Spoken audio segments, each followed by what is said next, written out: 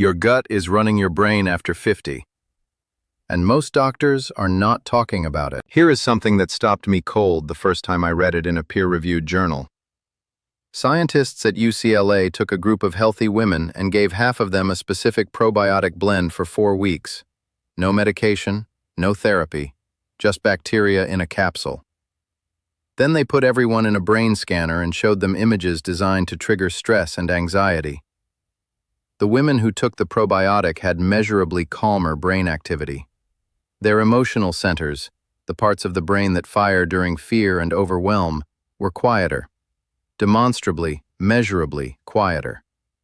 Just from changing what was living in their gut. Now, I want you to sit with that for a moment, because what it means is this. The trillions of bacteria living in your digestive system right now are not just helping you digest your lunch. They are sending signals, chemical signals, directly to your brain. They are influencing how anxious you feel, how clearly you think, how well you sleep, and how much energy you have when you wake up in the morning. And here is the part that nobody is talking about in your doctor's office. After the age of 50, your gut microbiome, that is the name for this entire ecosystem of bacteria, changes dramatically. And not in a good direction. Today I am going to show you exactly what is happening, why it matters more than almost anything else for your health after 50, and what you can do about it starting this week. We will dive into all of that in today's episode. I am Dr. Alexander Wellrich. For 3 decades, I have sat across from patients who were doing everything right, eating reasonably well, taking their medications, getting some exercise, and still feeling like something was quietly wrong. Foggy thinking, low mood, digestion that never quite settled, energy that ran out by 2 in the afternoon. What I have come to understand, through both clinical practice and the research that has exploded in this field over the last 10 years, is that many of those symptoms trace back to one place, the gut. The connection between your digestive system and the rest of your body, especially your brain, is so profound that researchers now call it the gut-brain axis. And understanding it may be the single most important thing you can do for your health after 50. I am not here to sell you a supplement or a protocol. I am here to give you the science in plain language so you can make informed decisions. If that kind of honest conversation is useful to you, I would love for you to subscribe to this channel. It helps us reach more people who need this information. Now, let us get into it. Let me start with the basics because I find that most people have a vague idea about gut bacteria but have never had it explained clearly. Inside your digestive tract right now, there are approximately 38 trillion microorganisms. Bacteria, fungi, viruses, and other tiny organisms that have co-evolved with humans for hundreds of thousands of years. Together they weigh somewhere between 2 and 5 pounds, roughly the weight of your brain. Scientists call this community the gut microbiome. Now here is what most people do not realize. These bacteria are not passengers, they are workers. They produce vitamins your body cannot make on its own, B12, vitamin K, folate.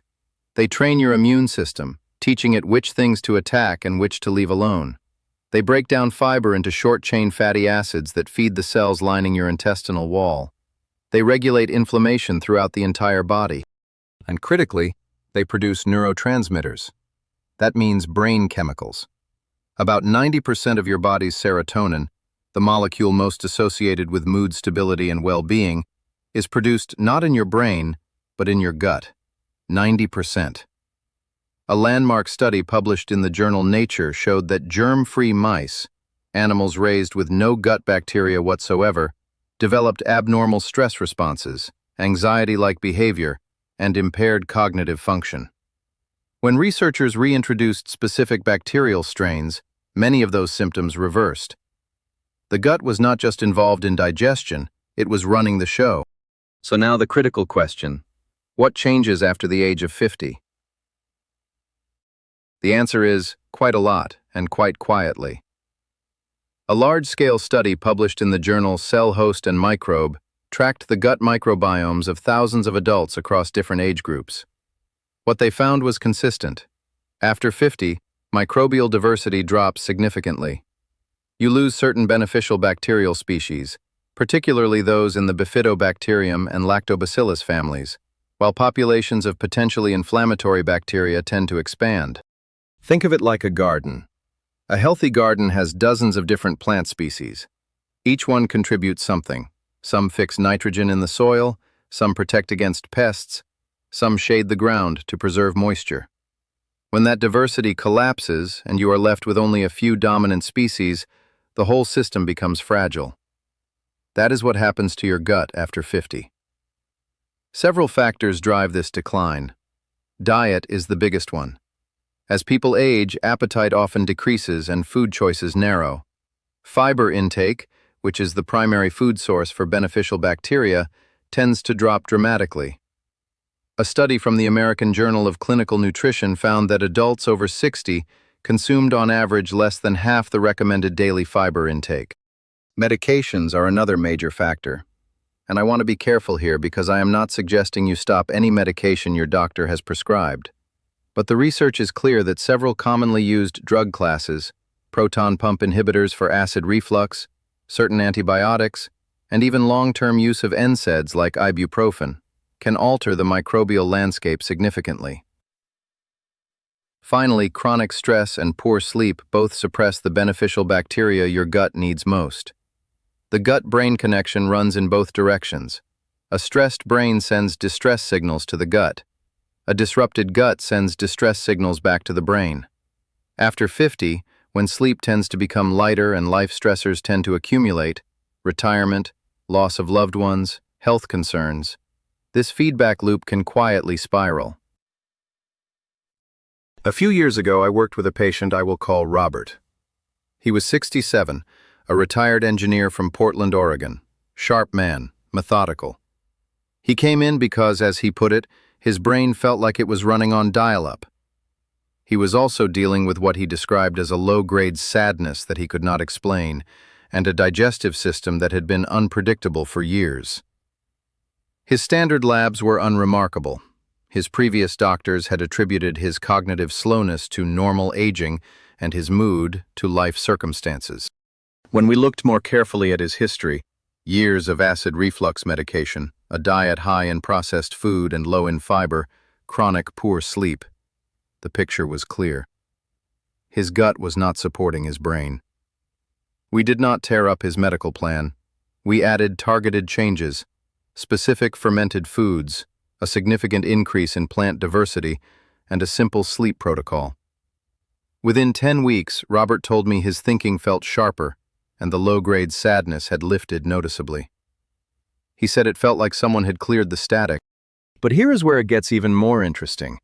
Because the gut does not just affect your mood and your thinking. New research is showing it may be one of the most powerful levers we have for healthy aging at the cellular level. Let me show you what I mean. The term gut-brain axis refers to the two-way communication network between your digestive system and your central nervous system, and it is far more sophisticated than most people imagine. The primary highway of this system is the vagus nerve, the longest cranial nerve in the body, running from the brainstem all the way down to the abdomen. About 80 to 90% of the signals traveling along the vagus nerve go upward, from gut to brain, not the other way around. Your gut is constantly reporting to your brain. Its condition, its bacterial population, its level of inflammation. All of that information flows up and shapes how your brain functions. Your gut bacteria communicate through several channels. They produce short-chain fatty acids like butyrate, which cross the blood-brain barrier and have direct anti-inflammatory and neuroprotective effects. They regulate the production of GABA, the brain's primary calming neurotransmitter. They influence cortisol levels, the primary stress hormone, through their effect on the HPA axis, that is, the hypothalamic pituitary adrenal axis, which is just the technical name for your body's central stress response system. A study published in Psychopharmacology found that adults who consumed a multi-strain probiotic for 30 days reported significantly lower levels of perceived psychological stress and showed measurably reduced morning cortisol compared to a placebo group. Not a pharmaceutical, a probiotic. And perhaps most remarkably, researchers at the University of California, Los Angeles, that UCLA study I mentioned in the opening, published findings in Gastroenterology showing that probiotic supplementation produced measurable changes in brain activity as seen on functional MRI scans. The regions governing emotion, pain, and interoception, the body's internal sensing system, showed different activation patterns in the probiotic group compared to controls. This is not soft wellness science. This is neuroscience, published in major peer-reviewed journals, showing that what lives in your gut directly shapes what happens in your brain. Now I want to talk about something that ties all of this together: inflammation. You have probably heard the word inflammation in health contexts before, but I want to make sure you understand it specifically in relation to the gut, because it is central to everything we are discussing. When your gut microbial diversity declines, as it tends to after 50, the lining of your intestinal wall can become more permeable. Scientists call this increased intestinal permeability, and it is sometimes referred to informally as leaky gut. Now that term has unfortunately acquired something of a fringe reputation, but the underlying science is solid and well documented in mainstream gastroenterology literature. What happens is this: when the tight junctions between the cells lining your intestinal wall become loose, bacterial fragments, particularly a compound called lipopolysaccharide, or LPS, can enter the bloodstream. LPS is a potent trigger of the immune system. Your body treats it as an invasion and mounts an inflammatory response. The problem is that when this happens chronically, day after day, week after week, you end up with what researchers call low-grade systemic inflammation. It does not feel like the inflammation from a sprained ankle. There is no swelling, no obvious pain. It is quieter than that. But it is a sustained background level of immune activation that has been linked in major studies to cognitive decline, cardiovascular disease, depression, insulin resistance, and accelerated biological aging. A study published in the journal Gut found that older adults with lower microbial diversity had significantly higher blood markers of systemic inflammation compared to those with diverse gut populations. The bacteria in your gut are, in a very real sense, your first line of defense against this chronic inflammatory state. The good news, and there is excellent good news here, is that the gut microbiome is one of the most responsive systems in your body. It can begin shifting within days of targeted dietary changes. Unlike bone density or arterial health, which change slowly over years, your microbial population can start moving in a better direction within a week. That is a remarkable therapeutic opportunity. So what does the science say about rebuilding gut health after 50? Let me give you the evidence-based picture. The single most powerful dietary intervention for gut health is increasing the diversity of plant foods you eat. Not just fiber in general, diversity specifically. A landmark study published in Cell showed that people who ate 30 or more different plant foods per week had dramatically more diverse and robust gut microbiomes than those eating fewer than 10. 30 plants sounds like a lot, but when you count herbs, spices, nuts, seeds, and legumes alongside fruits and vegetables, it becomes surprisingly achievable. Fermented foods are the second pillar. A Stanford University study published in Cell in 2021, one of the most carefully controlled dietary intervention trials I have seen, found that a diet high in fermented foods, including yogurt, kefir, kimchi, sauerkraut, and kombucha, increased microbial diversity and reduced inflammatory markers more effectively than a high-fiber diet alone. The combination of the two was the most powerful approach. Polyphenols, the colorful plant compounds found in berries, dark chocolate, green tea, and extra virgin olive oil, also play a documented role. They are not absorbed well in the upper digestive tract, which means they travel to the colon where gut bacteria ferment them into compounds with anti-inflammatory and neuroprotective properties. A study in the American Journal of Clinical Nutrition showed that regular polyphenol intake was associated with improved microbial diversity in adults over 60. And finally, sleep. I know I mentioned sleep in our last episode on mitochondria, but it belongs here too. Research from the journal Sleep Medicine found that adults who consistently slept fewer than 6 hours per night had significantly less microbial diversity than those sleeping 7 to 8 hours. Your gut bacteria, it turns out, also have a circadian rhythm. They restore and replenish during your sleep window. Cutting that short is cutting off their recovery time. Here is what you can do starting today. 1. Count your plants for 1 week, not your calories. Write down every different plant food you eat. Every vegetable, fruit, grain, legume, nut, seed, herb, and spice. Aim to reach 20 different plants by the end of the week and build toward 30. Variety is the mission, not quantity. 2. Add 1 fermented food to your daily routine. A serving of plain yogurt with live cultures at breakfast. A small portion of sauerkraut alongside lunch. A glass of kefir in the afternoon. Pick one, make it a habit, then add a second. You do not need to overhaul your entire diet at once. 3. Protect your fiber intake deliberately. After 50, appetite decreases and fiber is often the first thing that drops. Aim for 25 to 30 grams of fiber per day. Practical sources. A cup of lentils gives you about 15 grams. An avocado gives you about 10. 2 tablespoons of chia seeds give you about 10. These are not complicated additions. 4. Eat within a consistent daily window. As we discussed in our last episode, time-restricted eating supports your gut bacteria's circadian rhythm.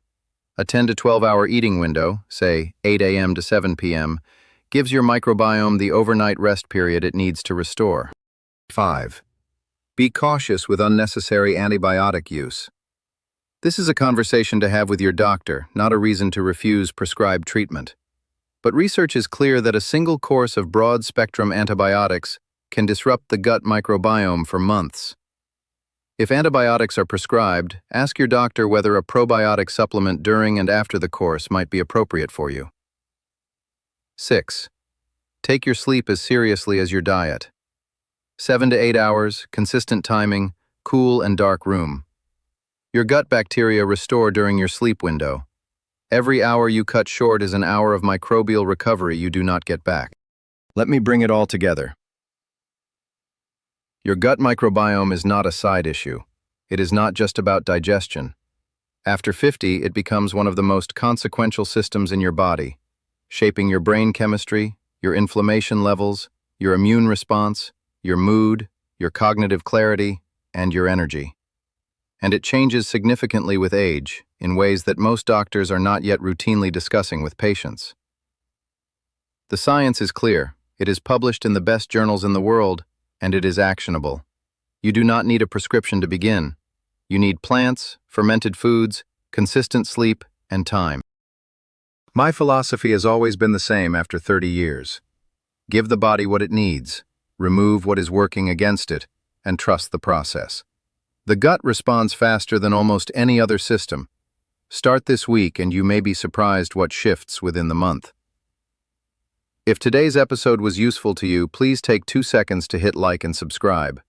Leave me a comment, I read every single one, and tell me, which of the 6 steps are you going to try first? And in our next episode, we are going to go somewhere many of you have asked about: chronic inflammation and the surprising foods that either fight it or feed it, and why the standard advice you have probably heard may actually be making things worse. I think you will find it eye-opening. Until then, take care of yourself from the inside out.